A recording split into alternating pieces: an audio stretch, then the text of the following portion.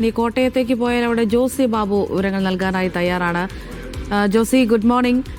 ജോസി ഏത് പോളിംഗ് ബൂത്തിലാണുള്ളത്? ഇപ്പോൾ തന്നെ ഈ പലയിടത്തും മോക്ക് പോളിംഗ് ഒക്കെ ആരംഭിച്ചിട്ടുണ്ട്. പലരും റിപ്പോർട്ട് ചെയ്യുന്നുണ്ട് രാവിലെ തന്നെയൊക്കെ ആദ്യം തന്നെ വന്ന ആളുകൾ വോട്ട് ചെയ്ത് പോവുകയാണ് പതിവ് കൊല്ലത്തും ആലപ്പുഴയിലും എന്നൊക്കെ. കോട്ടയത്തിന്റെ സ്ഥിതി എങ്ങനെയാണ്? ഈ പറഞ്ഞതുപോലെ രാവിലെ തന്നെ 7 മണിയോടുകൂടി തന്നെ കൂടുതൽ ആളുകളെ പ്രതീക്ഷിക്കുന്നുണ്ടോ?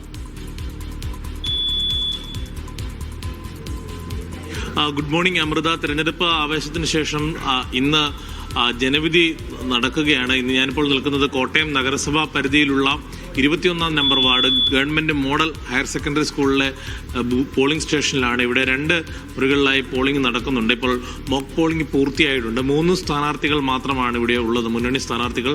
അതുകൊണ്ട് തന്നെ അതിന്റെ ക്രമീകരണങ്ങൾ പൂർത്തിയാക്കി പാർട്ടി പ്രവർത്തകരുമായി ബന്ധപ്പെട്ടുകൊണ്ട് അത് പരിശോധിക്കുന്ന നടപടികളും പൂർത്തിയായിട്ടുണ്ട്. ഇനി 7 മണിക്ക് പോളിംഗ് തുടങ്ങുന്നതിനുള്ള എല്ലാ ക്രമീകരണങ്ങളും പൂർത്തിയായിട്ടുണ്ടെന്ന് പോളിംഗ് ഓഫീസർമാരും അറിയിച്ചിട്ടുണ്ട്. ജില്ലയിൽ ഇന്ന് വളരെ ആവേശത്തോടെ തെരഞ്ഞെടുപ്പ് പ്രവർത്തനങ്ങളിലേക്ക് പ്രവർത്തകർ കടക്കുന്നുണ്ട് എന്ന് നമുക്ക് മനസ്സിലാക്കാം. രാവിലെ തന്നെ പരമാവധി വോട്ടർമാരെ പോളിംഗ് സ്റ്റേഷനുകളിൽ എത്തിച്ച് അവരുടെ വോട്ട് രേഖപ്പെടുത്തുന്നതിനുള്ള ശ്രമങ്ങൾ പാർട്ടി പ്രവർത്തകരുടെ ഭാഗത്തുനിന്നും ഉണ്ടാകുന്നുണ്ട്. 89 തദ്ദേശ സ്വയംഭരണ സ്ഥാപനങ്ങളിലായി 1651 വാർഡുകളിലേക്കും ബ്ലോക്കുകളിലേക്കുമാണ് മത്സരങ്ങൾ നടക്കുന്നത്. അതോടൊപ്പം തന്നെ 16 ലക്ഷത്തോളം വോട്ടർമാർ ഇന്ന് ജനവിധിയിൽ പങ്കെടുക്കുന്നുണ്ട്.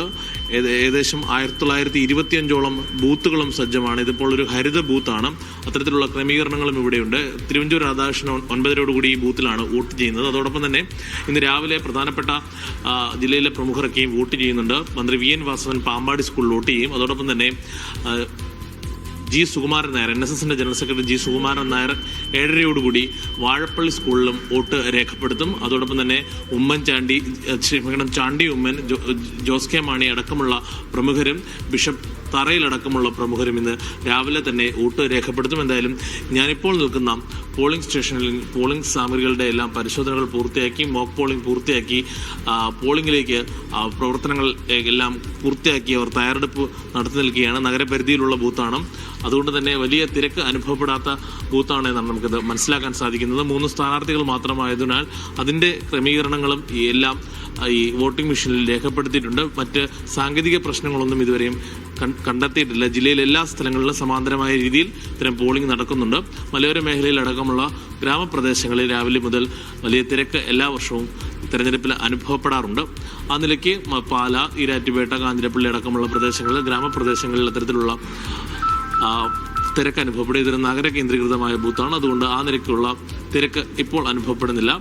പരമാവധി വേഗത്തിൽ തന്നെ വോട്ട് രേഖപ്പെടുത്തി മടങ്ങാനുള്ള തയ്യാറെടുപ്പുകളായിരിക്കും നടക്കുക. കൂടാതെ മഴയുടെ ബുദ്ധിമുട്ടുകളൊക്കെയും കണക്കിലെടുത്ത് രാവിലെ തന്നെ പരമാവധി വോട്ടർമാരെ പോളിംഗ് സ്റ്റേഷനിൽ എത്തിക്കാനുള്ള പ്രവർത്തനങ്ങളാണ് ഈ പാർട്ടി പ്രവർത്തകർ നടത്തുന്നത്. എന്തായാലും കോട്ടയത്തെ സംബന്ധിച്ചിടത്തോളം ഏറെ നിർണായകമായൊരു തെരഞ്ഞെടുപ്പാണ്. സംസ്ഥാന രാഷ്ട്രീയത്തിൻ്റെ തന്നെ കൃത്യമായ ഇടപെടൽ നടത്താൻ സാധിക്കുന്ന സ്ഥലമാണ് കോട്ടയം. പ്രത്യേകിച്ച് കേരള കോൺഗ്രസുകളുടെ തട്ടകം, കേരള കോൺഗ്രസുകളുടെ ഭാഗതയും നിർണ്ണയിക്കുന്ന ഒരു തെരഞ്ഞെടുപ്പ് കൂടിയാണ്. ആ നിലയ്ക്ക് തെരഞ്ഞെടുപ്പിനെ വളരെ ഗൗരവത്തോടുകൂടിയാണ് കേരള കോൺഗ്രസുകൾ കാണുന്നത്. കേരള കോൺഗ്രസ് നേരിട്ട് മത്സരിക്കുന്ന 6 ജില്ലാ പഞ്ചായത്ത് ഡിവിഷനുകളുണ്ട്.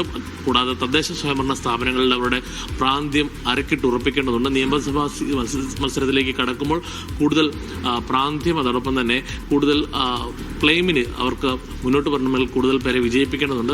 പോലീസ് ഉദ്യോഗസ്ഥരടക്കം ഇപ്പോൾ പോളിംഗ് സ്റ്റേഷനുകളിലേക്ക് എത്തി അവരുടെ സുരക്ഷാ ക്രമീകരണങ്ങളൊക്കെയും പരിശോധിക്കുന്ന ദൃശ്യങ്ങൾ നമുക്ക് കാണാം. എന്തായാലും വളരെ വിപുലമായ ക്രമീകരണങ്ങൾ ജില്ലയിൽ ഈ പോളിംഗുമായി ബന്ധപ്പെട്ടുകൊണ്ട് ഏർപ്പെടുത്തിയിട്ടുണ്ട്. സംഘർഷ സാധ്യതയുള്ള ബൂത്തുകളിലടക്കം പോലീസിന്റെ സുരക്ഷാ സംവിധാനം കർശനമാക്കിയിട്ടുണ്ട്. കൂടാതെ ഈ മാധ്യമപ്രവർത്തകർക്കടക്കം ഇത്തരത്തിൽ പോളിംഗ് സ്റ്റേഷനുകളിൽ പ്രവർത്തിക്കുന്നവർക്ക് കൃത്യമായ പാസ് നൽകി അത്തരത്തിലുള്ള നിയന്ത്രണങ്ങളും ജില്ലാ ഭരണകൂടം ഏർപ്പെടുത്തിയിട്ടുണ്ട്. എന്തായാലും കോട്ടയം ജില്ലയിലെ പോളിംഗിനായുള്ള തയ്യാറെടുപ്പുകൾ പൂർത്തിയായിട്ടുണ്ട്. മിക്കയിടത്തും മോക്ക് പോളിംഗും പൂർത്തിയായതായുള്ള വിവരമാണ് നമുക്ക് ഈ ഘട്ടത്തിൽ പങ്കുവെക്കുവാൻ കഴിയുന്നത്. അമൃത. ശരി ജോസി, തുടരൂ. ജോസിയിലേക്ക് എത്താൻ